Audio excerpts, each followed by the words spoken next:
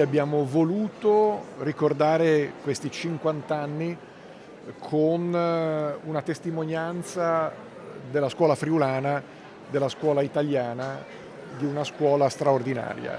È importante ricordare anche i sacrifici del popolo friulano, è importante ricordare quello straordinario coraggio, quella grande intraprendenza, quel sapersi rimboccare le maniche, quel saper ricostruire, quella voglia di futuro, e questo è un grande insegnamento per i nostri giovani.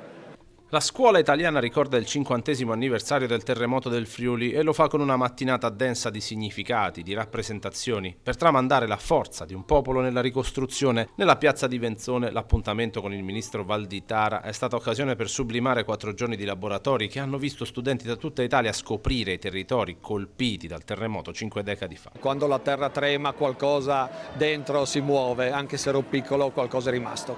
Sono onorato di aver ospitato qua questi laboratori in quanto Venzone è il luogo simbolo della ricostruzione per antonomasia, pietra su pietra, com'era dov'era, per cui veramente è una felicità. Un progetto che ha visto l'adesione di tantissimi istituti della zona. I ragazzi hanno lavorato da sabato, stanno lavorando a questi laboratori, dai più piccoli, da quelli della primaria, fino ai nostri ragazzi delle superiori. Faranno vedere delle cose molto belle perché i ragazzi possono imparare in poco tempo delle cose fantastiche. Una ricostruzione che è diventata un modello e che ha portato il governo a investire tanto anche nell'edilizia antisismica. Abbiamo investito da ottobre 2022 in Friuli 371 milioni di euro, il 60% degli investimenti sono stati destinati all'adeguamento antisismico.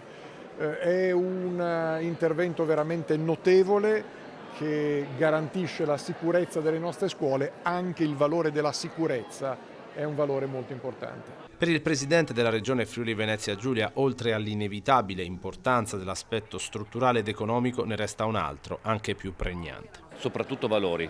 Penso oltretutto che il ministro Valditara abbia dimostrato che si può intervenire nella scuola non soltanto per dire quanti libri gli studenti devono leggere, ma anche come può essere una formazione che aiuti a costruire la comunità del futuro. Questo è fondamentale per chi amministra la cosa pubblica, perché costruire e aiutare a costruire un individuo non vuol dire costruire il singolo, vuol dire costruire un comune, una regione, un paese.